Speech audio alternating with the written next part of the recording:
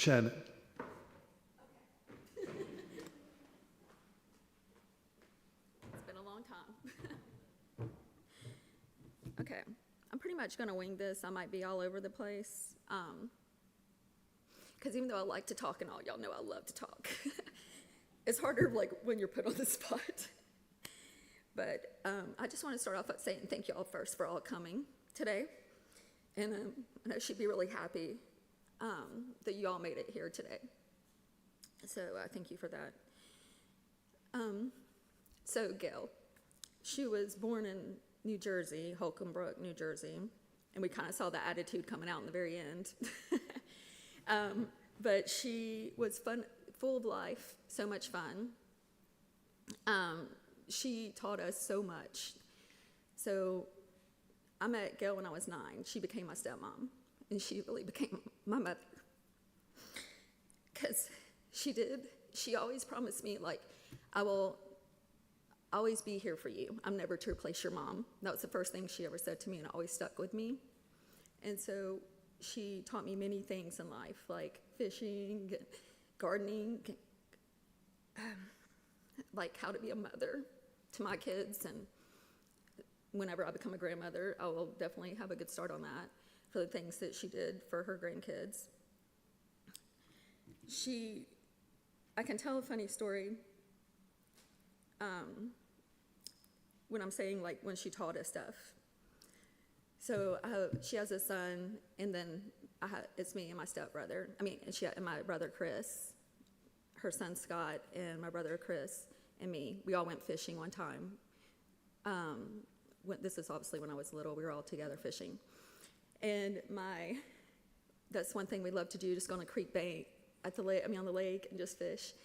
And I was sitting there fishing.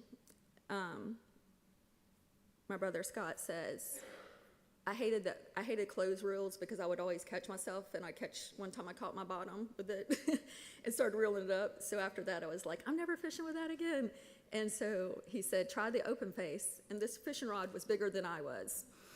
But they went over there, they taught me how to do it, and the open face, and I threw the fishing rod out there, threw the line out there. I'm reeling in. My brothers and my dad, they're all stationed out. And I catch a fish right off the bat. Now, we had been there for a very long time and not caught anything. But as soon as I used this new rod that's bigger than me, that never worked before, that was, open face, I was like, okay, I'm reeling this fish in. So I come in, I'm like, I got one. Of course, all my brothers and my dad look at where I was at and try to flock to my spot where I caught one, thinking they're going to get one.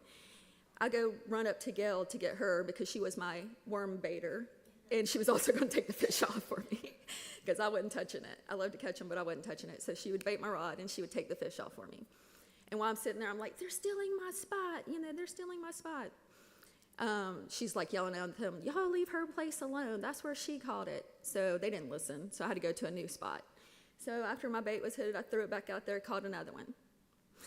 So once again, they go running over there to that spot. I run up to Gail to bait it. I'm like, hurry, they're stealing my fish. That's my spot. She says, yelling at them. They didn't change that spot. So I go to another spot. I catch the third fish. At the end of the day, Gail helped me bait these fish and take them off my thing for me. My brothers caught nothing. My dad fell in a sticker briar bush. And I came home as the big winner with my 3 fish. And we laughed the whole day. Me and Gail just thought that was the best thing ever, like girls versus boys kind of thing. And that's one of the best stories, like when we were all a family back when I was younger, and it kind of just shows who she was. She definitely loved nature, and I'm telling you, she probably has 50,000 pictures of sunsets, birds, flowers. If anybody wants any of them, you're welcome to them.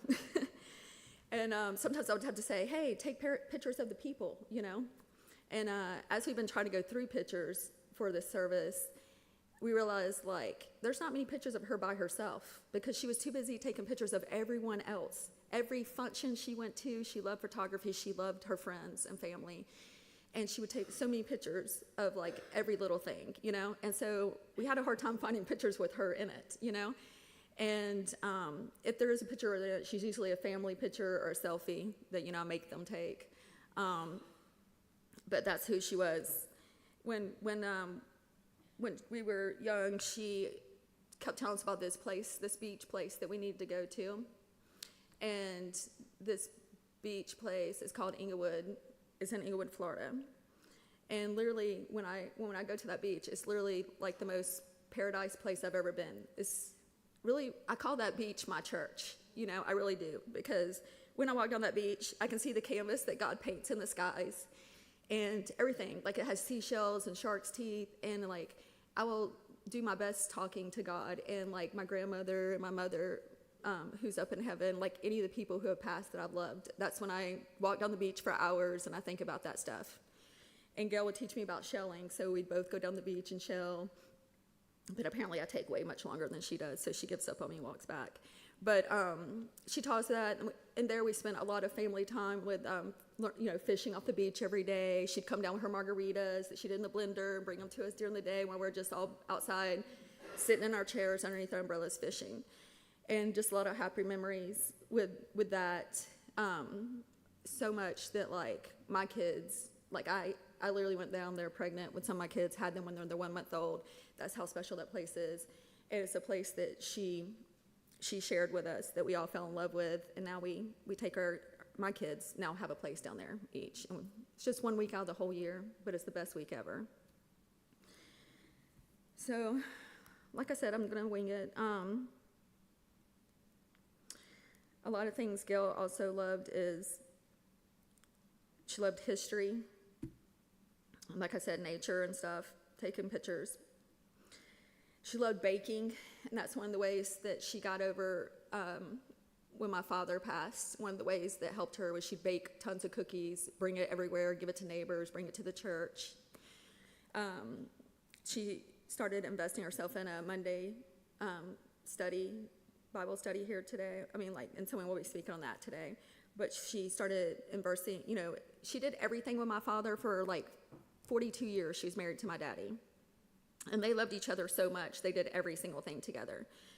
So, as all y'all know, he passed May in 2024.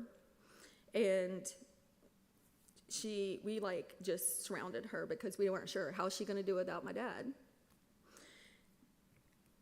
But she showed her strong independent side, and she started getting out there and trying new things that she hadn't done. She'd bake a lot. And one of the things, like, I know when she found out she was sick with pancreatic cancer, she just kept saying, when I go to heaven, all I want to do is see your daddy there with his hand like this. Because when my dad was sick, we'd be in the hospital, and he would always do this to reach over without even saying words, and he just meant he wanted to hold her hand. And it's always just stuck on me. What a sweet, compassionate thing that they had for each other.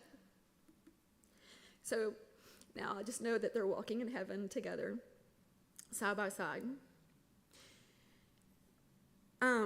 One story, when I asked Gail what would she want me to say? Because I said, I need some information to tell people. Like, I don't know. What would I tell them that's interesting about you? Like, what would you want them to know? And the funniest thing, the story she came up, is a story I would never think of. But she said, you can tell them that I was the Easter Bunny. And that was at Lynette Square Mall. Is that right? And she was like, you can tell them I was the Easter Bunny one time for Easter. I was like, okay, that's interesting. But that just shows you she was willing to do anything. She was always up for a good time. She's been in the shrine with my motorette with my dad. They do like dune buggies, all kind of things. When she was younger, she did a camp where she was, it's like gun riflery, like the gun, I don't know if I'm saying it right, but riflery, whatever. So she's just had a fun, full life doing a lot of things. One of the things she wanted me to tell people also, I'm just going to hit on two things and I'll be getting off of here.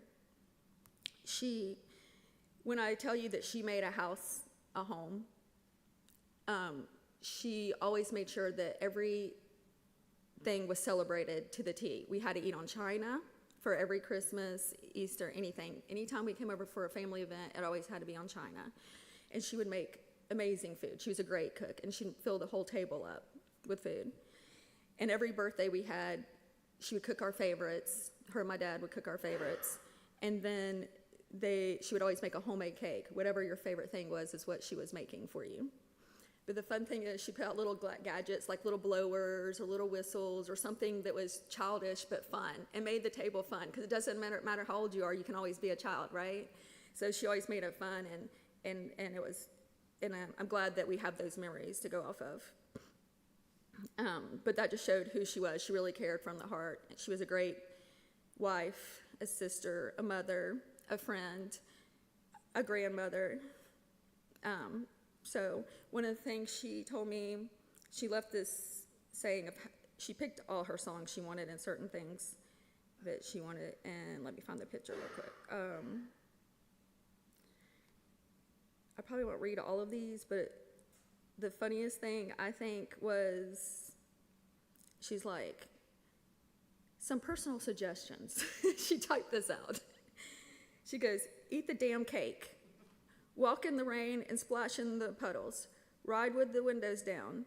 Dance, sing, and talk to strangers. Smile at everyone. Hug someone.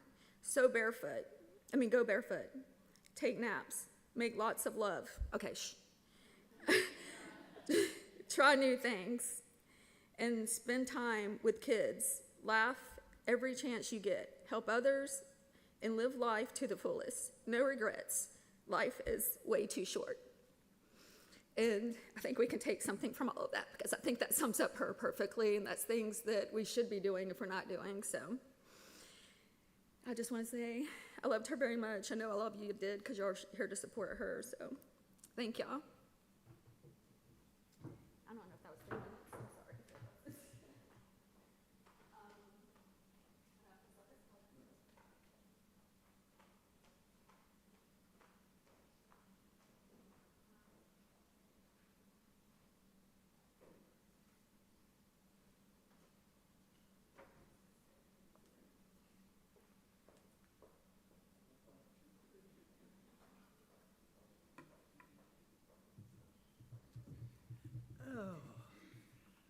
Hello, I'm Vera, and I were friends with Gail for over 30 years. You know, we meet many people in our life, and we call them friends. But a true friend, they are few and far between. You're lucky if you can count them on one hand. And Gail, she was my true friend.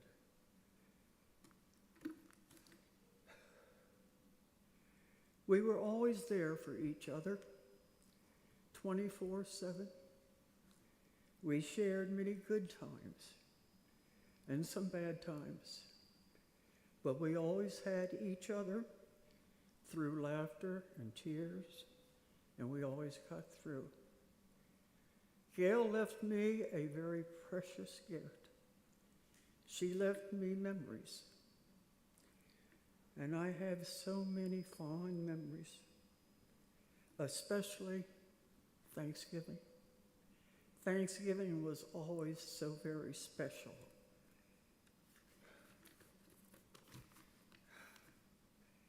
We shared every Thanksgiving Day together for so many years. Gail loved to cook and have family in, and she always included me as family. And Thanksgiving was always very, very special. We ate a lot of good food and drank a little wine, and maybe sometimes Gail and I, we ate a little food and drank a lot of wine, but we always had fun. I have so many fond memories with Gail, Shannon, Bubba, and especially the grandchildren. I remember Austin one year. I gave him a Christmas catalog, and he was about 4 or 5.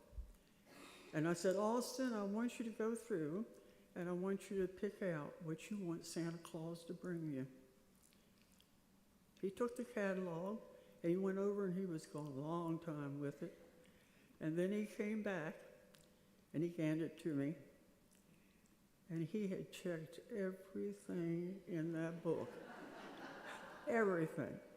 And I said, Austin, honey, you can't do this. Santa has got so many children he has to bring toys to. I want you to go back and just put an X mark by 3 of those things. So he took it back, and before he took it back, he said to me, Aunt Vera, do you think it would be all right if I just kept this for a while, and then I'll get back to you? And such a adult, wise words for such a small little child. Gail and I always said he was our old soul. And then along came Parker. Parker was a kind and loving soul. And he, for some reason, Gail always let me make the gravy at Thanksgiving. And for some reason, Parker he was fascinated by watching me make that gravy. He would stand there by the stove year after year watching. And then when he got old enough, I let him help. And he stirred, and he stirred. I said, you've got to stir a lot, Parker, get the lumps out. And he stirred, and he stirred. So then, when Parker was going to get married, Gail said to me, I know what you need to get Parker. You need to get him his own spoon.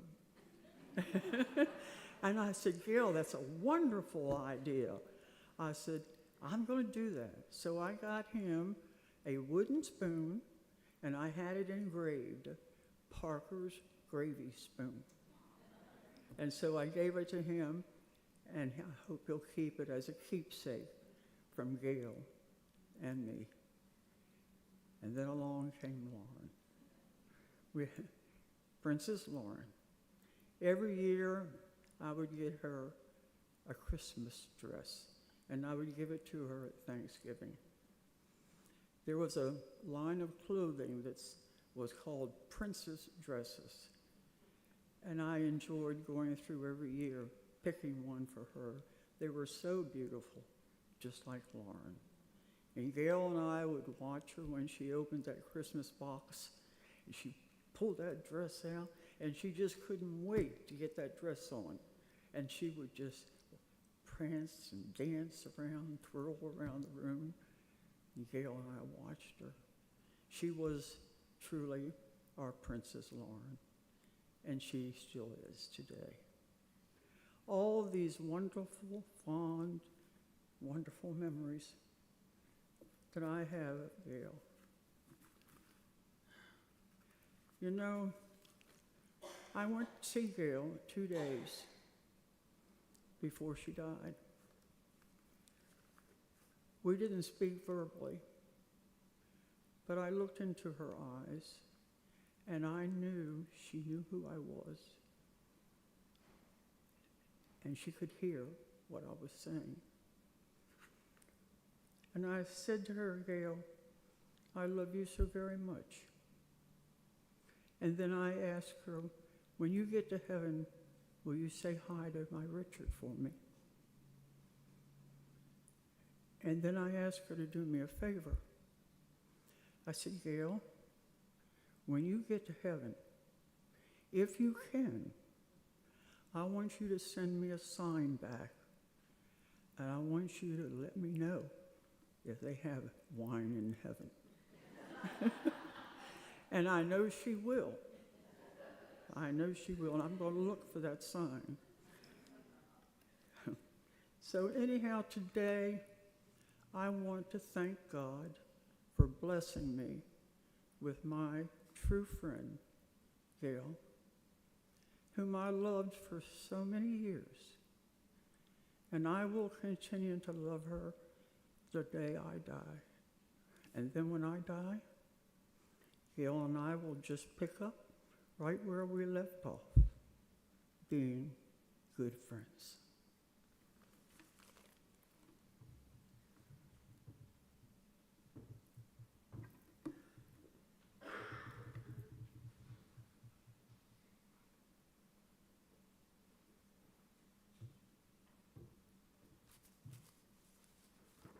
Hello, and welcome to the celebration of Gail's life.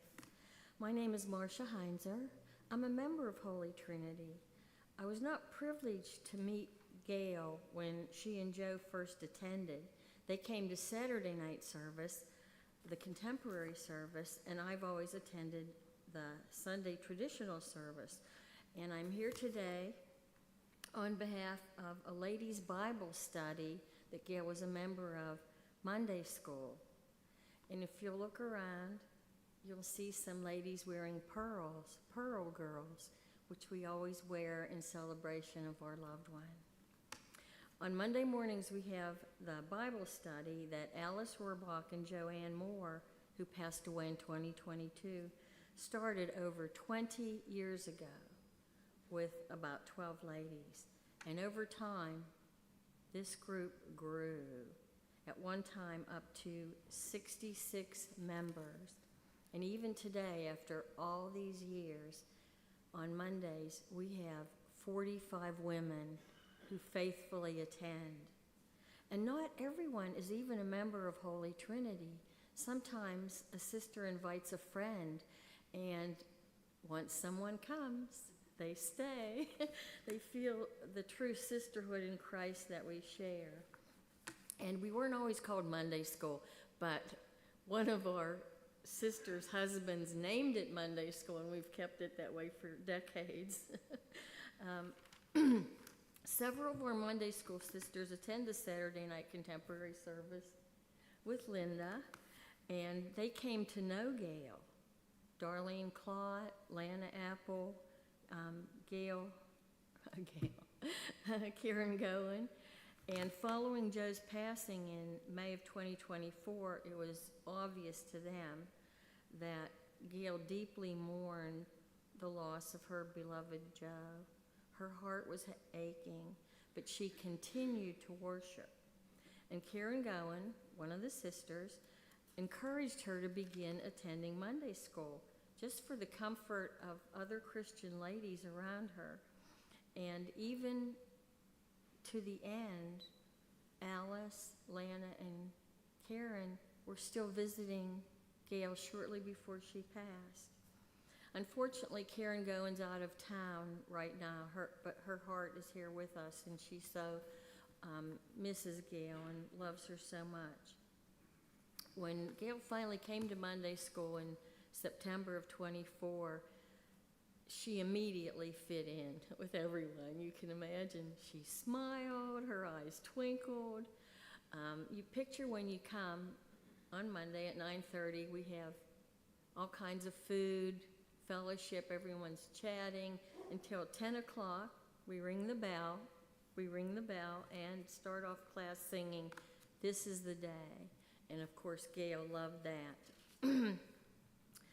We start off with prayer requests for those in our hearts and prayers of praise for wonderful things that have happened as a result of our prayers.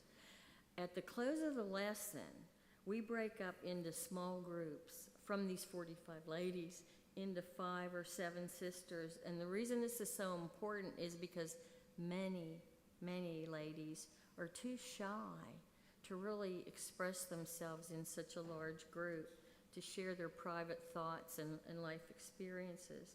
So one thing we do know, whether it's in the group or in the small group, what is said in Monday School remains there, remains in that room and in our hearts. And that is how we become so very close. And it was in the small groups that I personally got to know Gail. The first time that she came to the small group, I sat beside her and listened to her share. And even later, over time, we started to speak on the phone. And I just always enjoyed her company so much. Gail was a very strong and devout Christian woman. She prayed. She was optimistic even after the loss of her beloved Joe and then her diagnosis of pancreatic cancer. Our Monday school lessons for the season usually end right around Memorial Day, and it was always our custom to have a huge luncheon just to celebrate our lesson that we'd gone through, our sisterhood, and go into the summer with our hearts just full of joy. And it was Gail's idea to meet at the family restaurant, Bubba Q. Now that would be a huge undertaking to seat and provide food for so many ladies, but her beloved Shannon and William Bubba took on that challenge and treated us to a fabulous and unforgettable luncheon at Bubba Q. This is the moment that takes me to my, personally, most endearing moment of Gail. We were all concerned that perhaps she had taken on a bit too much, trying to get this organized. But don't ever tell that to Gail, because she was always wearing her armor. A few weekends before our luncheon, the gospel of the day was from Luke, and it was the parable of the fig tree that failed to bear fruit. The owner wanted to cut it down. The gardener pled for more time to nurture the tree until it could bear fruit. That parable tells us that it was 3 years before the tree finally bore fruit. This represents our need for patience as we await God's grace and mercy. Gail had suffered loss and pain, but she recognized the meaning of awaiting spiritual fruits. As we all gathered at Bubba Q to say grace before our meal, we asked Gail to address the group with a few words. Gail looked down upon us, 2 big lines of women sitting at the tables, and she said, "When a man has a problem, he plants a tree. When a woman has a problem, she throws a party." I will never forget that. I know Shannon's picturing her parents, Gail and Joe, dancing in heaven. And as we finally bid our earthly farewell to our dear Gail, may we also envision her in heaven with our Lord Jesus Christ and her beloved Joe. May God bless us all.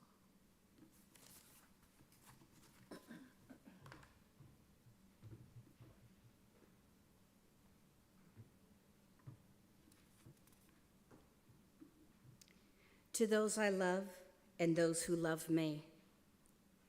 When I am gone, release me, let me go. I have so many things to see and do. You mustn't tie yourself to me with tears. Be happy we had so many years. I gave you my love, and you can only guess how much you gave to me in happiness. I thank you for the love you each have shown. But now it is time I traveled alone. So grieve a while for me, if grieve you must. Then let your grief be comforted by trust. It's only for a while that we must part, so bless those memories in your heart. I won't be far away, for life goes on, so if you need me, call, and I will come. Though you can't see or touch me, I'll be near, with all my love around you, soft and clear. And then, when you must come this way alone, I'll greet you with a smile and welcome you home.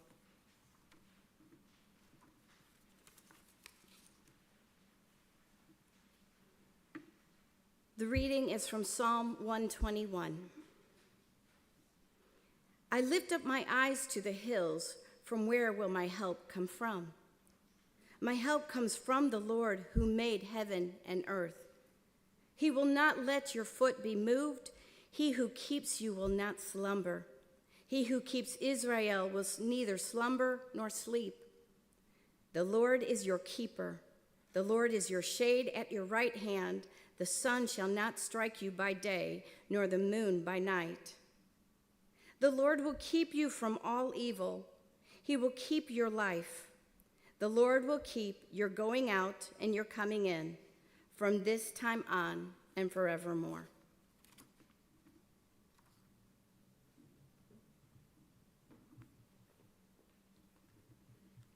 Would the congregation please rise for the reading of the gospel? From the Gospel of John, the 14th chapter. Do not let your hearts be troubled. Believe in God, believe also in me. In my Father's house there are many dwelling places. If it were not so, would I have told you that I go to prepare a place for you?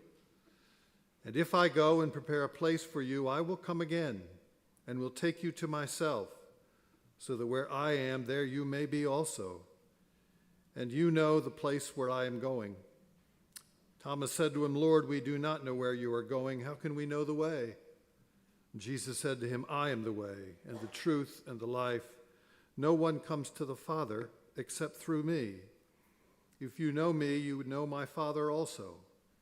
From now on you know him and have seen him. Please be seated.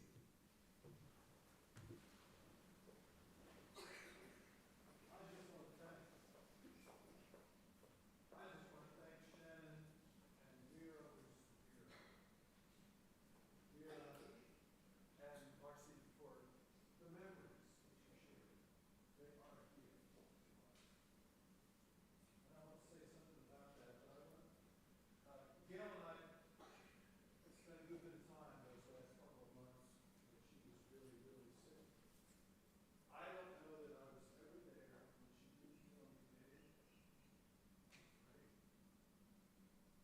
She was afraid of what would happen next. She was afraid of pain. She was afraid of dying. And we talk about that fear quite often. Folks, today, that fear is gone.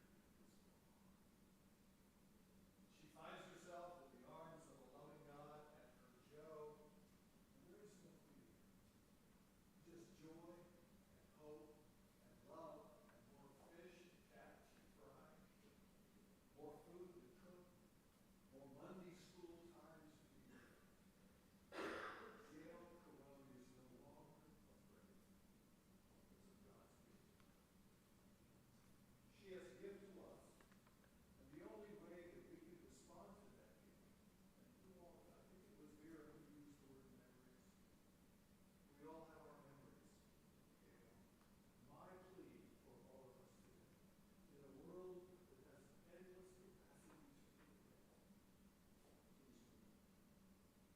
please remember Gail Carone and her touch upon your life, the joy, the love that she shared. Tell stories.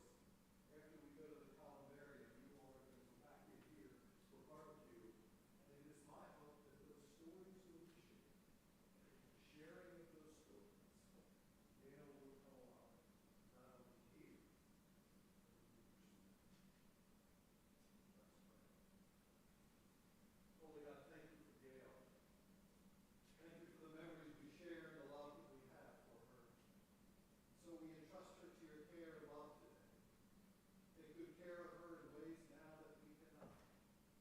May she and Joe together spend the rest of eternity with you in a place where there is no fear. In Jesus' name we pray.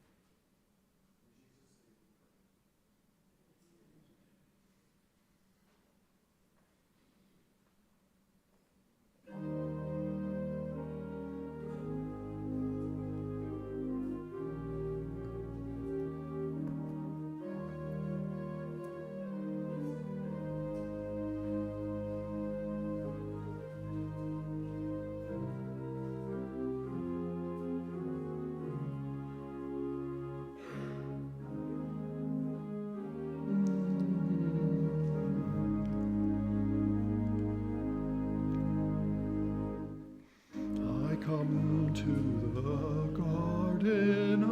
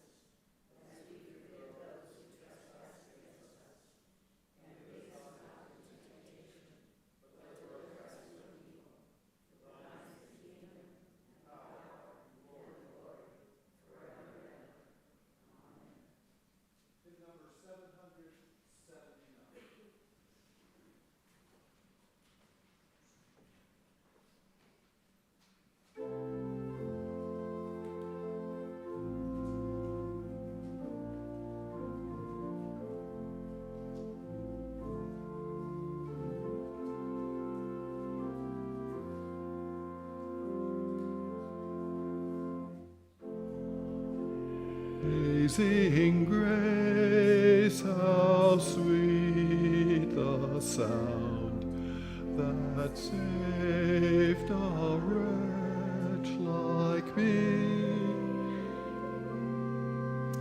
I once was lost, but now am found, was blind, but now I see. 'Twas grace that taught my heart to fear, and grace our fears relieve. Not marvelous did that grace appear, the hour I first believed. Though many dangers, toils, and snares I have already come, His grace has brought me safe thus far, and grace will lead me home. The Lord has promised good to me, His word my hope secures.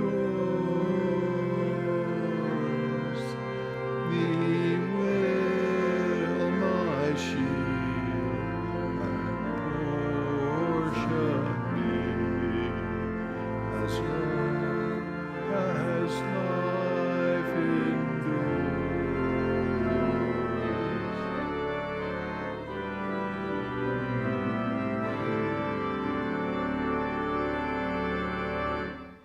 When we have 10,000 years, the sun is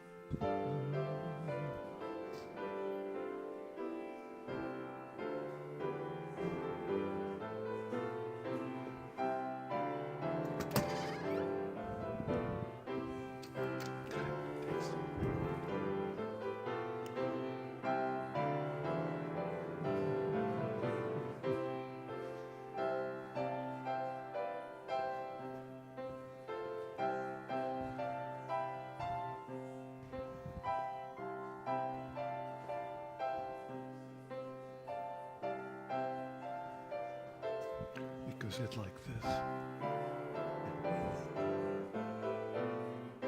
Yep.